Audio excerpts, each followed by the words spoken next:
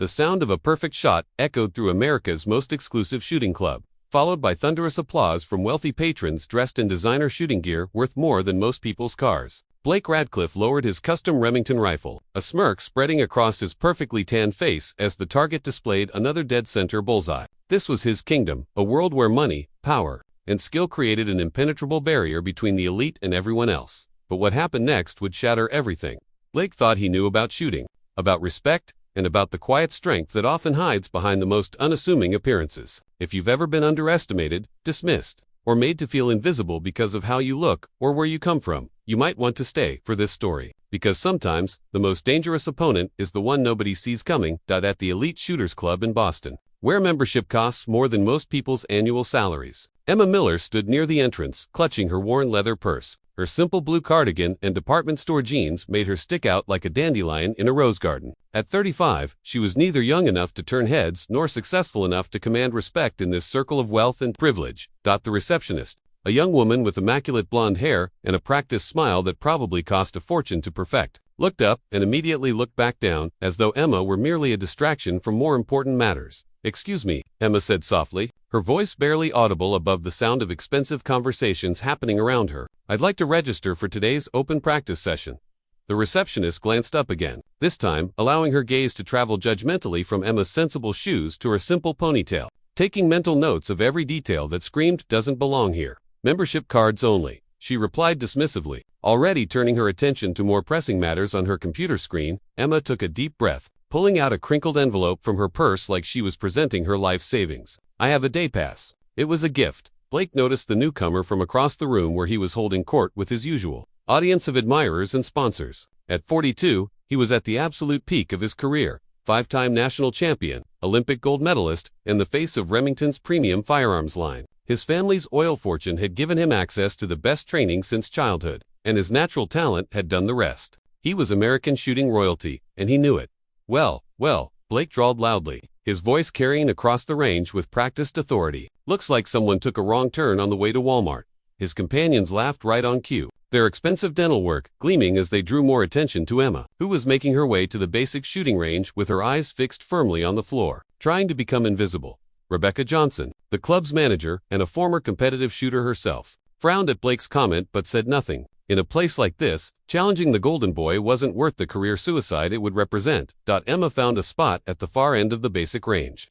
As far away from the spotlight as possible, she carefully placed her worn purse on the small shelf and withdrew a cloth-wrapped package with the reverence of someone handling something precious. With practiced movements that spoke of familiarity, she unfolded the material to reveal a standard Glock 19, serviceable and reliable, but nothing like the custom pieces worth tens of thousands of dollars that the club members wielded like jewelry. Blake and his friends had migrated closer, their interests piqued by the opportunity for entertainment at someone else's expense. This was better than their usual weekend activities. $10 says she can't hit the target, one of them joked. Pulling out his wallet with theatrical flair, Blake scoffed, his perfectly white teeth catching the light. "Make it 10,000. I bet she's never held a gun in her life." The casual mention of such an enormous sum sent ripples through the nearby spectators. This was the kind of money these people threw around like loose change, but for someone like Emma, it represented months of careful budgeting and sacrifice. Blake sauntered over to Emma's station with the confidence of someone who had never been wrong about anything in his life. "Excuse me, ma'am," he said, his false politeness dripping with condescension thick enough to cut with a knife. "Are you sure you're in the right place? This isn't a knitting circle." Emma finally looked up, her hazel eyes meeting Blake's piercing blue ones with a steadiness that momentarily threw him off balance. There was something in her gaze, not fear or intimidation, but a quiet strength that he couldn't quite place. "I'm just here to practice," she said quietly, her voice carrying no challenge, no defiance, just simple truth. Blake recovered quickly from his momentary confusion, his trademark smirk returning full force. "Practice." He let out a laugh that sounded like breaking glass. "Honey, this is a place for serious shooters. $10,000 says you can't hit the bullseye from 50 yards. Emma's expression remained completely neutral, but something flickered in her eyes, a spark that only the most observant would have noticed. "I don't have that kind of money," she replied. Honestly, Blake's smile widened like a shark sensing blood in the water. "If by some miracle you make the shot, I pay. If you miss, you leave and never come back. Deal." Rebecca had approached during the exchange, concern evident on her professionally composed features. "Mr. Radcliffe, perhaps we should let our guests practice in peace." Blake waved her off without even bothering to look in her direction. "Stay out of this, Rebecca. We're just having a friendly wager." Emma's gaze dropped to her left hand, where a simple gold band encircled her ring finger. She twisted it once, a gesture so small and automatic that only the most observant would have noticed. The movement seemed to give her strength, connecting her to something deeper than the moment. "All right," she said quietly, her voice carrying a new note of resolve. Blake's eyebrows shot up in surprise before his face settled into a triumphant smirk. This was going to be even easier than he'd thought. "Excellent. Ladies and gentlemen, we have ourselves a show." But no one noticed the subtle change in Emma's posture. As she picked up her Glock, her spine straightened almost imperceptibly. Her shoulders relaxed with the ease of muscle memory, and her feet shifted into a perfectly balanced stance that spoke of countless hours of practice. No one recognized the expert grip that positioned the weapon like an extension of her body, or the controlled breathing pattern that slowed her heart rate and steadied her aim. No one realized that the simple gold ring on her finger once belonged to one of the most legendary snipers in SEAL Team 6 history. 3 years earlier, Emma had stood under a gray April sky at Arlington National Cemetery, the crisp snap of the honor guard's rifles cutting through the solemn silence like thunder. The folded American flag pressed against her chest felt impossibly heavy as she watched her husband's casket being lowered into the ground with military precision. Master Chief Nathan Miller had served his country for 15 years. His exceptional skills as a sniper earning him both medals and the respectful nickname The Ghost among his peers. The official report cited a helicopter crash during a classified mission somewhere in the Middle East. Emma knew better than to ask for details. There were aspects of Nathan's death that would remain redacted forever, locked away in files she would never see. They had met in Burlington, Vermont, where Nathan was visiting a fellow SEAL recovering from injuries sustained in combat. Emma was working as a senior accountant at a mid-sized firm, her life as predictable and organized as the numbers she managed daily. Their meeting at a downtown coffee shop had started with Nathan apologizing for accidentally bumping into her table and stretched into hours of conversation. That felt like coming home. They married just 6 months later in a small ceremony attended by a handful of friends and Nathan's fellow operators, men with vigilant eyes who scanned every entrance and exit out of habit. Life as a SEAL's wife had taught Emma to live with absence and uncertainty as constant companions. Nathan would disappear for weeks or months at a time, returning with new scars he wouldn't explain and nightmares he couldn't share. "I wish I could tell you everything," he would say during the quiet moments when the weight of his secrets pressed down on both of them, tracing her cheekbone with his calloused thumb. "But I can tell you this, you're the reason I fight to come home." It was during one extended period stateside, after a harrowing mission that had left Nathan with a torn ligament in his knee and mandatory recovery time, that he first took Emma to a shooting range. "If I'm going to be away so much," he had explained, adjusting her stance with gentle but precise hands, "I want to know you can protect yourself." What began as a safety measure evolved into something deeper, a shared activity that gave Emma insight into her husband's world without requiring him to break the sacred trust of classified operations. Nathan turned out to be a patient instructor, and Emma proved to be an unexpectedly gifted student. "You're a natural," he'd whispered in amazement, the first time she hit a perfect bullseye. "You've got the 3 things that make a great shooter: steady hands, perfect vision, and the ability to stay calm under pressure." Over the next 3 years, whenever Nathan was home and his duties permitted, they would practice together at various ranges around Virginia Beach. He taught her everything he could without violating security protocols: proper stance, breathing control, sight alignment, trigger discipline, and the mental game that separated good shooters from exceptional ones. "Shooting isn't about aggression," he would explain while watching her form with the critical eye of a professional instructor. "It's about absolute control over your body, your breath, and your fear. The gun is just a tool. The real weapon is your mind." Emma absorbed every lesson like a sponge, finding unexpected peace in the ritual of practice. Those sessions at the range became sacred time, moments of connection that didn't require words or explanations. Sometimes, Nathan's SEAL teammates would join them during their leave periods, and Emma would find herself shooting alongside some of the most elite marksmen in the world. "Boss never shuts up about your progress," one of them, Michael Reeves, had confided to her during a particularly successful practice session. "He says you're a better natural shot than half the guys he's trained in the teams." The last time they went shooting together was just 2 days before Nathan left for what would become his final mission. He had been unusually quiet that day, more focused on watching Emma shoot than improving his own already perfect technique. "Promise me something," he had said, his voice rough against her ear as they packed up their gear. "Promise me you'll keep practicing even when I'm not here." Emma had nodded. Without truly understanding the gravity behind his request, she thought he was just being overprotective, the way he always was before deployments. After the funeral, Emma couldn't bring herself to visit a shooting range. Nathan's guns remained locked in their safe, untouched and gathering dust like everything else that reminded her too much of what she'd lost. she moved to Boston for a fresh start, taking a position at a corporate accounting firm where no one knew her as the widow of a fallen SEAL, where she could disappear into spreadsheets and quarterly reports. That peaceful anonymity lasted until last week, when a package arrived from Michael Reeves containing a day pass to the Elite Shooters Club and a handwritten note that changed everything. Nathan would want you to keep your promise. 3 years is long enough to grieve alone. Come back to the living, Emma, now. Standing in the Elite Shooters Club with Blake Radcliffe's challenge hanging in the air like smoke, Emma felt something stir within her that had been dormant. For 3 long years, a spark of the person she had been before. Grief hollowed her out and left her going through the motions of life. As she lifted the Glock with movements that flowed like water, muscle memory took over with startling precision. The world narrowed to 3 points: herself, the weapon, and the target 50 yards away. Everything else, Blake smirked, the whispered conversations. The pressure of being watched faded into background noise. Emma took a deep breath, held it for a moment that felt like eternity, then slowly exhaled halfway and squeezed the trigger with the smooth, controlled pressure Nathan had taught her. The shot rang out crisp and clean in the suddenly hushed range, through the settling echo of the gunshot. The mechanical whir of the target retrieval system seemed unnaturally loud in the silence. Blake maintained his amused expression, though uncertainty flickered across his features as he noted Emma's textbook stance and follow-through. The target moved slowly toward them on its mechanical track, building suspense with each mechanical click. When the paper target finally arrived at their station, a perfect hole marked the exact center of the bullseye, not just anywhere in the scoring ring, but dead center with surgical precision. The silence that followed was profound, a vacuum of sound where Blake and his entourage struggled to process what they were witnessing. This wasn't supposed to happen. People like Emma didn't shoot like this. Emma calmly placed the Glock on the counter, her expression unchanged, as though hitting perfect bullseyes at 50 yards was as routine as balancing a checkbook. Blake snatched the target from the retrieval system, examining it closely as though he might find evidence of trickery or fraud.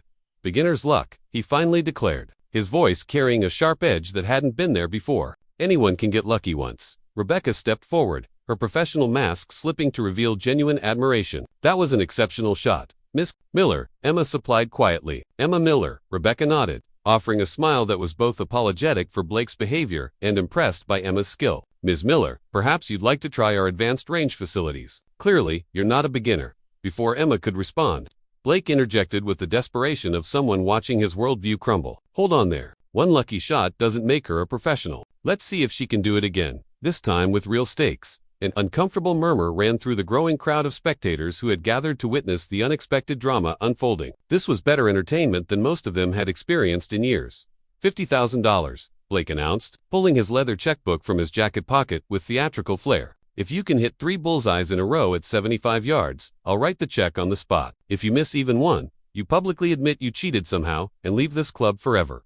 Senator Williams, one of Blake's regular shooting partners and a man who understood the value of discretion, placed a cautioning hand on Blake's shoulder. "Blake, perhaps this isn't the time or place for such dramatics." Blake shrugged off the touch, with barely controlled irritation. "What's the matter, Senator? Afraid your little protégé's trick won't work 3 times in a row?" Emma considered simply walking away. She had come here today only to honor her promise to Nathan, not to engage in public spectacles or prove anything to people who clearly had no understanding of real value or sacrifice. But something in Blake's dismissive arrogance awakened, a dormant fire within her, a sense of injustice, not just for herself, but for everyone who had ever been underestimated, excluded, or dismissed based on their appearance. "I'll take your challenge," Emma said softly, her voice carrying new strength. "On one condition: if I win, the $50,000 goes to the Veterans Support Foundation."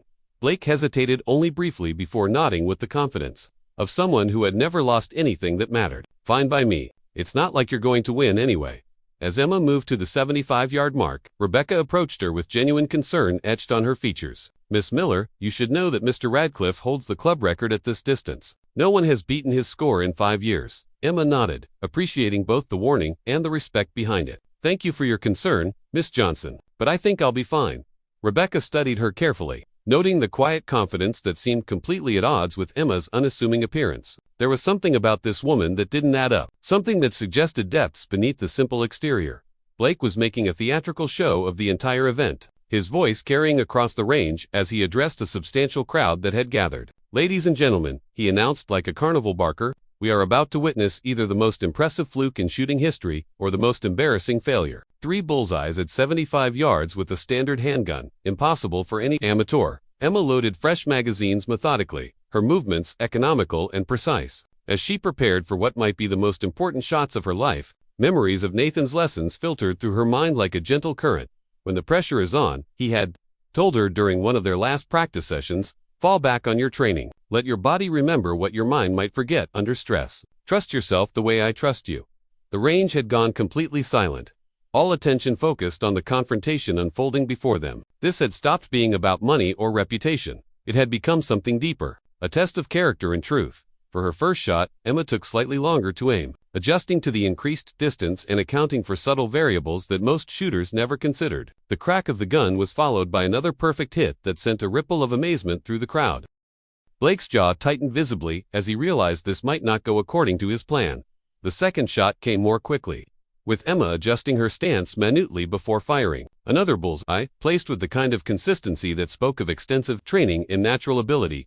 Before taking the third and final shot, Emma twisted her wedding ring once, feeling Nathan's presence as strongly as if he were standing beside her, his hand on her shoulder, his voice in her ear telling her to breathe and trust herself. The final shot split the air and hit dead center again, completing a performance that would have been impressive for a seasoned competitor, let alone someone nobody had heard of an hour earlier. Blake's face had drained of all color, his expression frozen between disbelief and barely controlled fury. This wasn't possible. People like Emma Miller didn't shoot like this. Rebecca returned with the 3 targets, displaying them for verification by the growing crowd of witnesses. There was no question, no room for doubt or dispute. 3 perfect shots at a distance that would challenge even the most experienced marksman. Congratulations, Ms. Miller, Rebecca said, unable to keep the genuine admiration from her voice. That was truly remarkable shooting. Blake snatched the targets from Rebecca's hands, examining them with increasing desperation, as though he might find evidence of some elaborate deception. This is impossible, he hissed under his breath. No one walks in off the street and shoots like this. She must have rigged something, used some kind of trick. Emma remained completely calm, though steel entered her voice for the first time. I believe we had an agreement. Mr. Radcliffe, $50,000 to the Veterans Support Foundation. Agreement with a cheater. Blake's voice rose to a level that drew startled looks from across the entire facility. I'm not paying $50,000 based on some elaborate con job. Rebecca intervened with the diplomatic skill of someone accustomed to managing difficult personalities. Mr. Radcliffe, Ms. Miller's performance was witnessed by dozens of members, including Senator Williams and Judge Morrison. The shots were completely legitimate. Blake rounded on her, his finger jabbing the air inches from her face with barely controlled aggression. Know your place, Rebecca. One word from me to the board of directors and you're finished here. Don't forget who really runs this place. The threat silenced Rebecca immediately, but her expression hardened with disgust at Blake's behavior. Emma watched the exchange with quiet intensity, recognizing the dynamics of power and intimidation that she had observed in many contexts. Throughout her life, if you're accusing me of cheating, Emma said with perfect calm, perhaps we should discuss this matter with the appropriate authorities. I'm sure they would be very interested in examining the security footage of today's feed's events. Blake misinterpreted her measured response as weakness. Private discussion so you can avoid the consequences. No way. Let's settle this right here, right now. In front of everyone, he turned to address the crowd that had gathered to witness the drama. Ladies and gentlemen, I propose a real challenge. 1 week from today, we hold a formal competition. Me versus our mystery sharpshooter here. 10 different stations, varying distances. With club-provided equipment to ensure everything is completely fair and above board, Emma realized she had unintentionally stepped into something much larger than a simple challenge. Part of her wanted to retreat back into the anonymity she had cultivated so carefully for 3 years. But a stronger part, the part that Nathan had helped nurture, knew she couldn't back down now. I accept, she said quietly, her words carrying the weight of absolute commitment. Same terms as today. If I win, $50,000 goes to the Veterans Support Foundation. Blake's smile didn't reach his eyes, and there was something cold and calculating in his expression. Deal. And when I win, you publicly explain whatever trick you used today and agree never to set foot in a shooting range again. As the crowd began to disperse, buzzing with excitement about the upcoming competition, Rebecca approached Emma one final time. That was either very brave or very foolish, she said quietly. Blake Radcliffe doesn't lose gracefully, and he has considerable influence in this city. He can make things very difficult for people who cross him. Emma nodded, the adrenaline finally beginning to fade and leaving her feeling drained. I didn't come here looking for trouble, Miss Johnson. I just wanted to keep a promise to my husband. Rebecca studied her with increasing curiosity. Yet you shot like a trained professional. Who are you really? Emma Miller. Emma gathered her belongings, wrapping her Glock with the same careful attention she had shown when unwrapping it. Just someone keeping a promise, she replied, her voice barely audible above the ambient noise of the range. What neither Emma nor anyone else knew was that Blake was already making phone calls from his car. instructing his personal assistant to find out everything possible about Emma Miller, regardless of cost or methods required. The tremor in his voice betrayed something deeper than anger. It revealed genuine fear, because Blake, despite his arrogance and entitlement, had recognized something in Emma's shooting technique that the others had missed: the distinctive precision and economy of movement that marked military training, executed with a level of skill that couldn't be faked or learned from books. News of the confrontation spread through Boston's social circles faster than wildfire. By evening, Blake Radcliffe was fielding calls from friends, rivals, journalists, and curiosity seekers, all seeking details about the mysterious woman who had challenged his supremacy. In such dramatic fashion, seated in his penthouse overlooking the Charles River, Blake swirled aged scotch in a crystal tumbler. His usual post-competition celebration ritual transformed into a desperate attempt to calm his frayed nerves. The city lights twinkled below like stars, but he saw none of their beauty. Jessica Thompson, his girlfriend and social media manager, scrolled through her phone with increasing concern, monitoring the digital chatter that was already building momentum. Around the day's events, they're calling her the unknown marksman, Jessica reported, her perfectly manicured fingers flying across her phone screen. Someone posted a video of her final shot. It's already got 50,000 views, and climbing fast. Blake drained his glass in one burning gulp. One lucky day doesn't make anyone a marksman. By next week, everyone will know she's nothing but a fraud with a good publicity team. Jessica looked up from her phone, her expression unusually serious. Blake, honey, those weren't lucky shots. I've watched you compete for years against the best shooters in the country. She's genuinely good. Really, really good. The sharp ring of Blake's phone interrupted their conversation. He checked the caller ID, immediately straightening. As he recognized his private investigator's number, "Tell me you found something useful," he demanded without any preamble. The voice on the other end was professionally apologetic. "Not much yet, Mr. Radcliffe. Emma Miller, age 35, works as a senior accountant at Meridian Financial Services. Moved to Boston from Virginia Beach approximately 3 years ago. Clean record, pays her taxes on time, keeps to herself. No social media presence, no competitive shooting background that we can find."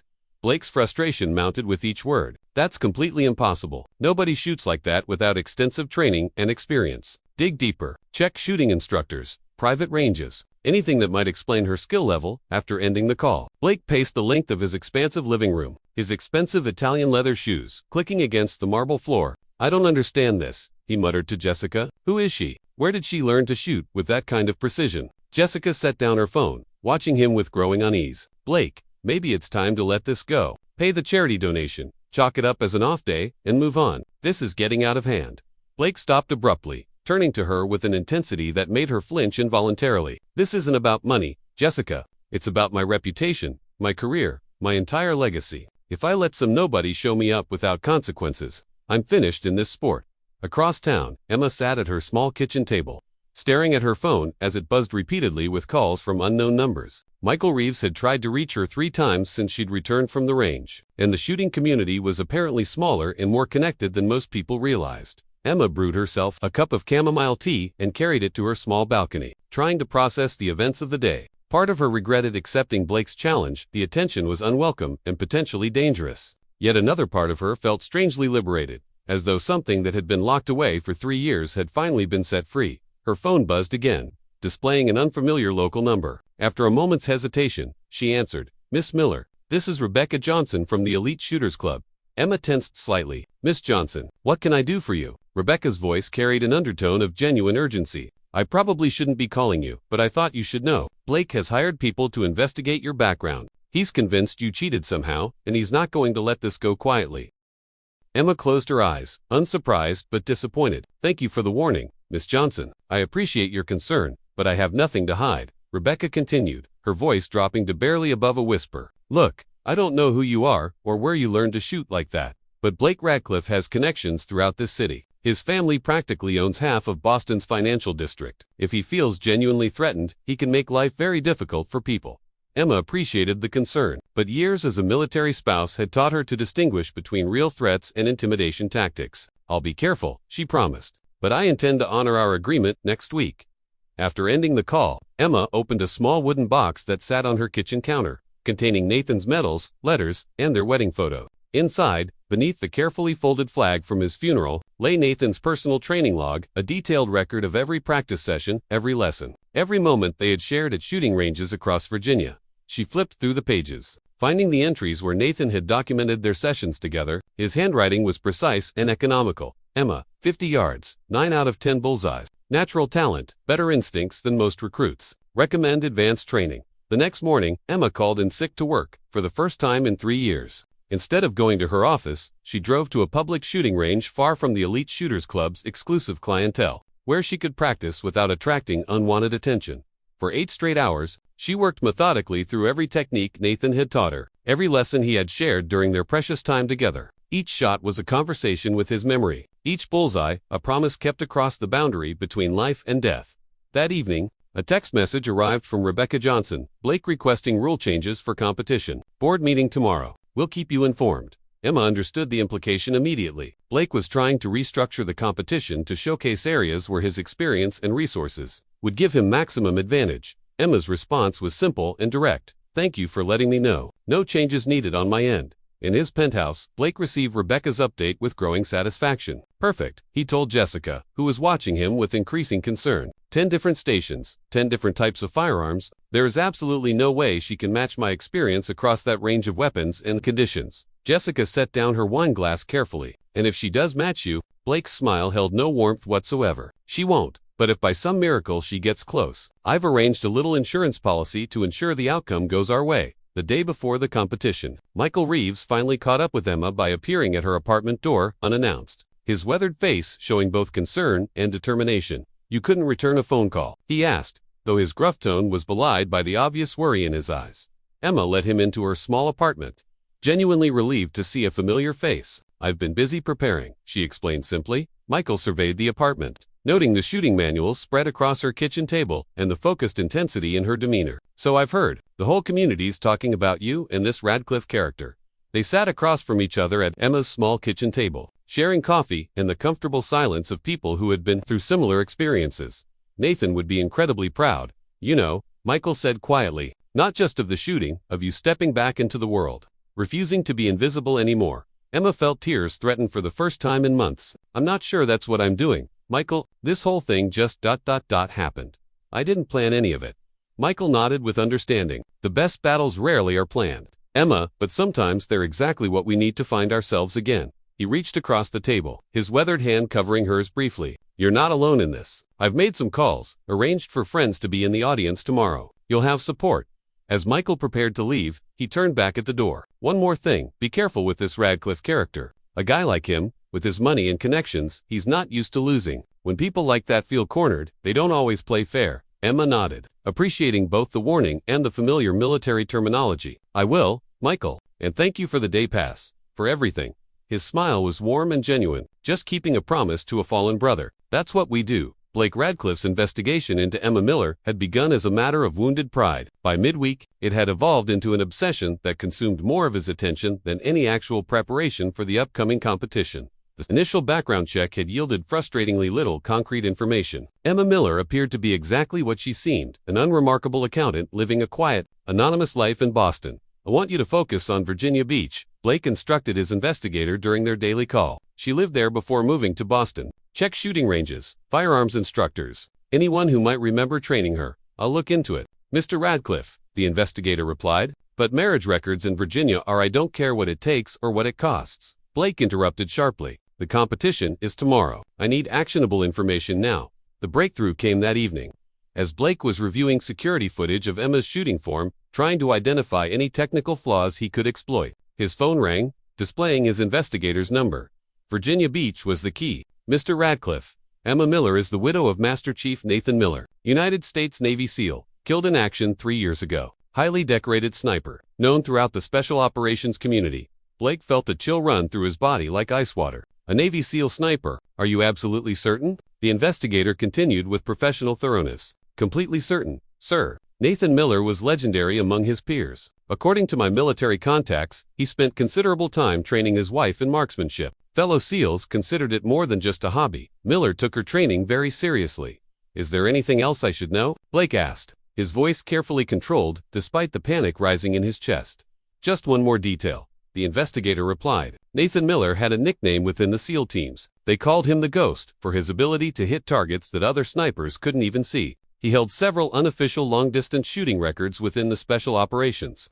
Community Blake ended the call and sat motionless as the full implications settled over him like a suffocating blanket. Emma Miller wasn't just lucky, and she definitely wasn't a fraud. She was the protege of one of America's most legendary military snipers, trained by a man whose skill was the stuff of legend within elite military circles.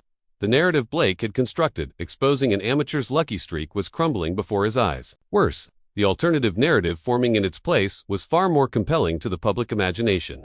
The widow of a fallen American hero, honoring his memory through the skills he had taught her, challenging the privileged champion who had mocked and underestimated her. Across town, Emma was unaware of Blake's discovery as she focused on her own final preparations. Thursday evening brought another call from Rebecca Johnson with news of yet another rule change. Ms. Miller, I wanted to update you on tomorrow's competition format. There's been another modification that the board approved this afternoon. Emma listened patiently as Rebecca explained the new scoring system, designed to weight the final station involving a highly specialized rifle for 30% of the total score.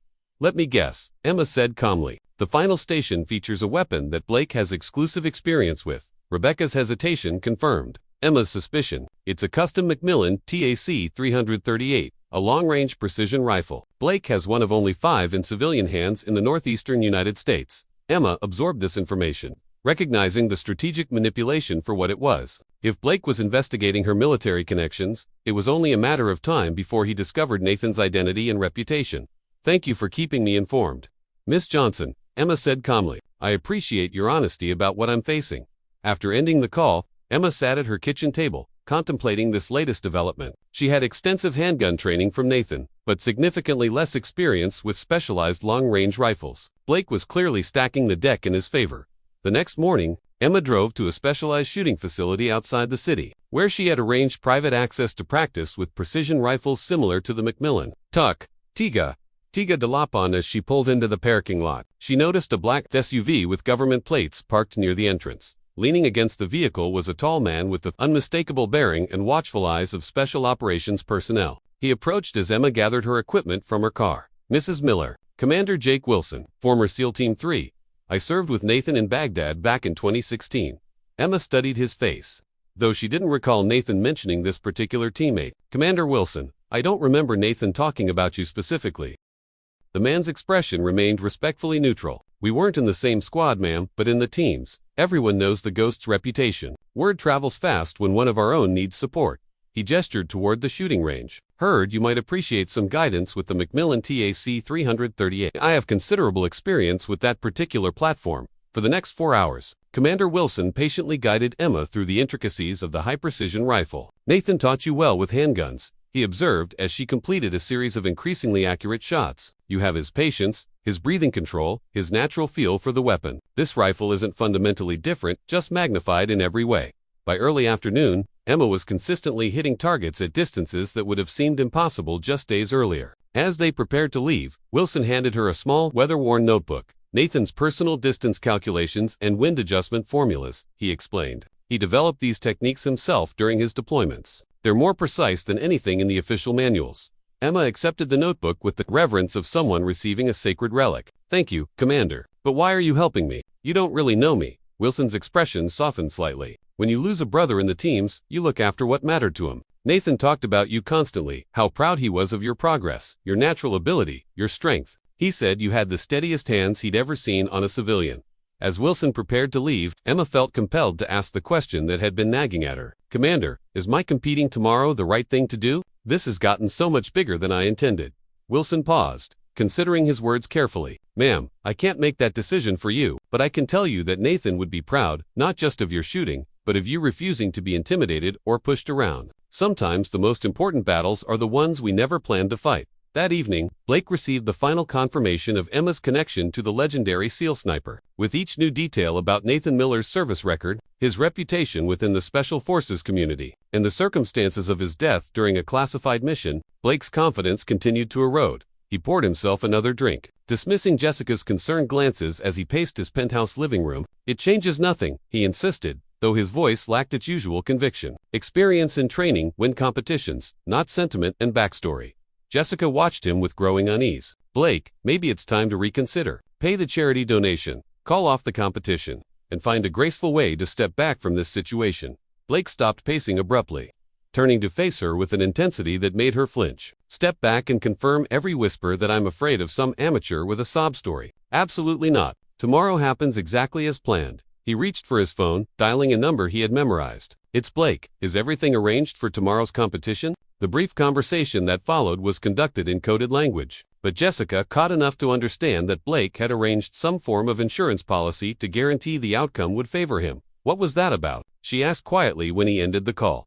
Blake's smile was cold and calculating. Just ensuring a level playing field, my dear. Nothing more than that. The Elite Shooters Club buzzed with unprecedented activity on competition day. Word had spread throughout Boston's social circles, and the club's board had made the unusual decision to open the event to public attendance, transforming what should have been a private dispute into a premium entertainment spectacle. Media representatives mingled with society figures, curious shooting enthusiasts, and a notable group of serious-looking men who had the unmistakable bearing of military veterans. Rebecca Johnson supervised the final preparations, noting with professional concern the subtle irregularities in equipment. At several stations, modifications that would disadvantage anyone unfamiliar with their specific characteristics. Emma arrived dressed simply in dark jeans and a navy blue button-down shirt, carrying only a small duffel bag containing Nathan's notebook and a few personal items. She moved through the crowd with quiet dignity, ignoring the cameras and curious stares that followed her every step.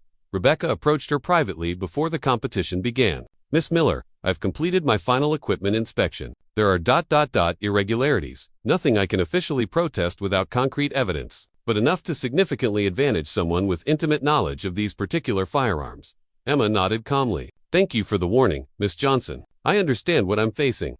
Blake arrived 30 minutes later, surrounded by his usual entourage of sponsors, supporters, and hangers-on, all dressed in expensive gear, emblazoned with corporate logos. His entrance was calculated to project supreme confidence, though those who knew him well might have noticed the slight tension in his shoulders. Approaching Emma with his trademark smile, Blake extended his hand in a gesture of false sportsmanship. Miss Miller, I trust you're prepared for today's challenge. Competition pressure can be overwhelming for those unaccustomed to performing under scrutiny. His subtle emphasis on certain words made it clear he had discovered her connection to Nathan, and was attempting to use that knowledge as psychological warfare. Emma met his gaze steadily, accepting the handshake briefly. I'll manage just fine. Mr. Radcliffe, my husband taught me quite a bit about performing under pressure. The competition area had been transformed into something resembling a stadium, complete with digital scoreboards and professional announcers. 3 certified rangemasters would officiate, ensuring that every shot was properly witnessed and recorded. As Emma prepared for the first station, she noticed the group of veterans Michael Reeves had mentioned, seated strategically throughout the audience. Their presence provided an anchor of support in what felt increasingly like hostile territory. Through the initial stations, Blake's technique showcased years of competition experience, flawless form, precise timing, and the kind of showmanship that comes from performing under lights and cameras. His scores were consistently excellent, demonstrating why he had dominated this sport for so many years. Emma's approach was entirely different, quieter, more economical in her movements, with a stillness between shots that spoke of a different kind of training entirely. Where Blake performed, Emma simply executed, her focus entirely internal and unaffected by the crowd's reactions. By the 4th station, Blake held a slight but meaningful lead, exactly as he had planned. His experience with competition formats and crowd pressure was showing, just as he had predicted. At the 5th station, Emma encountered the first of the equipment irregularities Rebecca had warned her about. The trigger pull on the Sig Sauer P320 was subtly heavier than standard. Specifications not enough to be immediately obvious, but sufficient to throw off anyone unfamiliar with that particular weapon's modifications. Recalling Nathan's fundamental teaching, equipment fails, conditions change, adapt and overcome, Emma made quick mental adjustments to her technique and still managed to match Blake's score despite the deliberate handicap. As the competition progressed through increasingly challenging stations, a clear pattern emerged. Blake excelled with competition-style firearms in controlled conditions, while Emma demonstrated remarkable consistency across all platforms, particularly those with military applications. The audience grew increasingly vocal in their support for Emma, captivated by the contrast between Blake's polished showmanship and her quiet, unshakable competence. What had begun as entertainment was transforming into something deeper, a symbolic confrontation between different sets of values. By the 8th station, Blake's lead had narrowed to a statistically insignificant margin. The confident smirk he had worn at the beginning of the day was beginning to show cracks of genuine concern. Before the 9th station, Blake approached Emma with barely concealed desperation. Impressive performance, Mrs. Miller. The ghost would certainly be proud of his student. I did my research. You know, Nathan Miller's techniques are quite distinctive. Emma's hand stilled momentarily at his deliberate use of Nathan's Seal nickname, but her expression remained perfectly controlled. Then you understand that he valued integrity above all else. Mr. Radcliffe, something you might want to consider as we finish today's competition. When the 9th station concluded, the scores were effectively tied. The entire competition would be decided by the final, most challenging station featuring the Macmillan TAC 338 precision rifle at an exceptional distance that would test every aspect of a shooter's skill and training. Emma immediately noticed the subtle adjustments that had been made to the rifle's scope and stock positioning modifications designed to throw off anyone unfamiliar with that specific weapon's unique characteristics. Rather than protesting or drawing attention to the sabotage, she quietly consulted Nathan's notebook. Finding his precise formulas for compensating for equipment variations, Blake completed his sequence first. Placing 9 of his 10 shots within the innermost scoring rings, his performance was technically excellent and set a benchmark that would require near perfection from Emma to overcome. Not everyone is built for championship-level pressure, he remarked loudly enough for nearby spectators to hear, his false confidence masking growing desperation. Taking her position behind the rifle, Emma felt the familiar calmness descend over her, the same focused state that Nathan had described experiencing during his most critical missions. The crowd noise faded to nothing, the pressure evaporated, and the world contracted to include only herself, the weapon, and the distant target. She made careful adjustments based on Nathan's formulas, compensating for the equipment sabotage with techniques born of real combat experience rather than controlled competition environments. Her breathing slowed, her heart rate dropped, and every movement became deliberate and precise. Her first shot hit with perfect accuracy. The second followed with identical precision. By the 6th shot, all perfect bullseyes. The entire audience was leaning forward in collective anticipation of something extraordinary. As Emma prepared for her crucial final shot, a sharp reflection of light flashed directly across her line of sight, a momentary distraction caused by someone in Blake's entourage, deliberately angling a watch or phone to interfere with her aim. Emma paused, recognized the interference for what it was, then refocused with the kind of mental discipline that separates true professionals from mere competitors. With absolute control over every aspect of her technique, she sent the final round downrange, a 10th consecutive bullseye that not only matched but surpassed Blake's performance. The crowd erupted in spontaneous applause that quickly transformed into a thunderous standing ovation. People who had come expecting simple entertainment had witnessed something far more significant, a demonstration of grace under pressure and excellence achieved despite deliberate obstacles. Final results, Rebecca announced over the public address system, her voice carrying clearly across the hushed facility. Emma Miller, 1st place. Blake Radcliffe, 2nd place. Blake's carefully maintained facade of sportsmanship finally cracked completely, revealing the raw fury and disbelief underneath. His handshake was perfunctory and cold. "This isn't over," he whispered through gritted teeth. Emma replied with perfect calm, "For today, it certainly is, and I believe you owe $50,000 to the Veteran Support Foundation." Blake's composure crumbled entirely in front of the assembled crowd. "You think this proves anything meaningful? That some military widow with beginner's luck can replace years of championship experience? This was nothing but an elaborate publicity stunt." His voice carried throughout the nauseous room, destroying any remaining pretense of gracious defeat. The equipment was obviously rigged in her favor. The equipment was indeed tampered with. "Mr. Radcliffe," Rebecca interrupted, stepping forward with her tablet displaying security footage, "but not in Ms. Miller's favor. Our security system records all access to the equipment storage areas."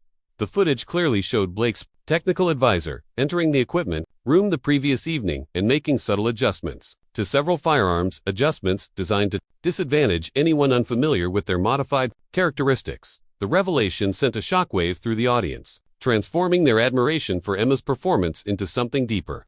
Genuine respect for excellence achieved not just despite pressure, but despite deliberate sabotage. Blake stood frozen as he processed not only his defeat in the competition, but the potential destruction of his entire reputation and career. The golden boy of American competitive shooting had been exposed as a cheat in the most public way possible. By Sunday morning, video clips of Emma's flawless final sequence and Blake's spectacular meltdown had spread across social media platforms and news outlets, transforming what should have been a niche sporting story into a broader cultural phenomenon about privilege, integrity, and redemption. Emma awoke to dozens of messages from journalists, sponsors, and curious well-wishers, but she responded to none of them. Instead, she made a single phone call to Michael Reeves. "This has gotten much bigger than I expected. Michael, what do I do now?" "That depends entirely on what you want," Michael replied thoughtfully. "You can disappear back into anonymity, or you can use this platform for something meaningful."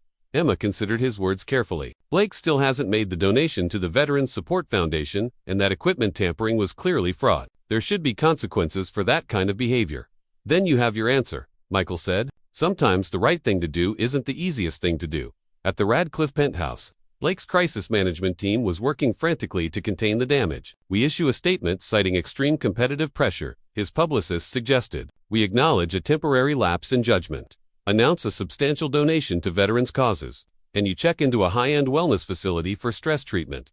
Blake refused every suggestion. I'm not apologizing to anyone. That woman had military-grade training. That's the real unfair advantage. Here, their strategy session was interrupted by the arrival of Boston police officers with questions about potential violations of Massachusetts gaming laws, since the competition had involved substantial wagering and evidence of deliberate fraud. Meanwhile, Emma met with the Veterans Support Foundation's executive director, retired Marine Colonel James Harrison, to discuss Blake's promised donation and something much more significant. Several of our board members witnessed yesterday's competition, Colonel Harrison explained. We've initiated proceedings to have Mr. Radcliffe's previous records reviewed for potential irregularities. He then presented Emma with an unexpected proposal that would change the direction of her life. Our foundation has been developing a therapeutic marksmanship program for veterans struggling with reintegration issues. The mental discipline and focus required for precision shooting has shown remarkable results in treating PTSD and building confidence. Emma listened with growing interest as he outlined their vision. We would be deeply honored if you would consider taking a leadership role in this initiative. Your story, honoring your husband's memory while finding your own strength, resonates powerfully with our community. 3 days later, Emma sat in a conference room reviewing the settlement offer from Blake's legal team. In addition to the original $50,000 donation, they were proposing an additional $50,000 to the foundation, a comprehensive public apology, and a request for a private meeting before any final statements were made. The meeting took place in a neutral conference room at Rebecca Johnson's suggestion. Blake entered with his attorney, his usual swagger completely absent. Gone were the designer clothes and confident demeanor, replaced by a conservative business suit and the subdued manner of someone who had learned humility the hard way. Mrs. Miller, he began, reading from prepared remarks, I want to formally apologize for my conduct during and after our competition. The truth is, I've built my entire identity around being the best at what I do. When you challenged that position, I reacted poorly, criminally. In fact, his rehearsed statement gradually gave way to something more genuine and human. I've never faced someone who shoots for reasons that go beyond trophies or recognition or personal glory. It was unsettling to realize how shallow my own motivations had become. Emma studied his face, looking for signs of sincerity beneath the legal, carefully crafted words. Mr. Radcliffe, I didn't enter that competition seeking to unsettle anyone or prove any philosophical points. I was simply keeping a promise to my late husband. Your actions undermined the integrity of a sport you claimed to love and dishonored a charity dedicated to helping veterans. Blake nodded, genuine shame crossing his features for the first time. That's exactly why I've increased the donation amount and accepted a 3-year suspension from all sanctioned competitions. I need time to remember why I started shooting in the first place. The settlement was signed, and as they prepared to leave, Blake extended his hand one final time. For whatever it's worth, you're the finest shooter I've ever competed against. Your husband taught you well. But the character you showed out there, that came from you. Emma accepted the handshake briefly. Nathan always said, I was already a good student. Sometimes we just need the right teacher to help us discover what's already there. 2 weeks later, Emma stood in the newly established training facility at the Veterans Support Foundation's Rehabilitation Center, funded by Blake's donation and matching contributions from several firearms manufacturers who had been inspired by her story. Her first class consisted of 6 veterans, men and women carrying both visible and invisible wounds from their service to the country. Some struggled with missing limbs, others with traumatic brain injuries, all of them working to rebuild their confidence and find new purpose in civilian life. Good morning, Emma began, her voice stronger and more confident than it had been in years. My name is Emma Miller. I'm not a soldier, and I'm not a champion. I'm just someone who learned that sometimes the steadiest hands belong to those who have endured the greatest challenges.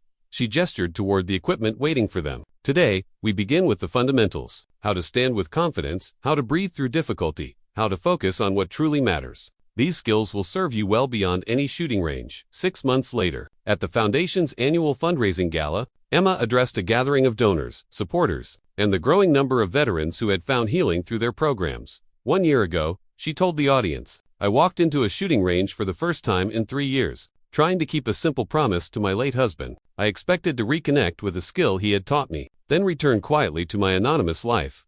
She paused, looking out at faces that included several of her students who had made remarkable progress in their recovery journeys. Instead, I found myself in a confrontation that led to this program and the community we're building together. I learned that sometimes the most important promises we keep aren't the ones we make to others, but the ones we make to ourselves about refusing to remain invisible. When the foundation announced the establishment of the annual Nathan Ghost Miller Excellence in Marksmanship Scholarship for veterans pursuing careers in therapeutic shooting instruction, Emma felt tears of pride and gratitude form in her eyes. As the first scholarship recipient, a former Army Ranger who had overcome significant injuries to become an outstanding instructor, accepted the honor. Emma twisted her wedding ring one final time in the old familiar gesture. "This one's for you, Nathan," she whispered, "for everything you taught me about standing my ground and finding my strength." Perhaps Emma's greatest victory wasn't defeating a champion who had underestimated her abilities, but finding her way back into the world of the living, building a life that honored both her past and her future. For everyone watching her journey,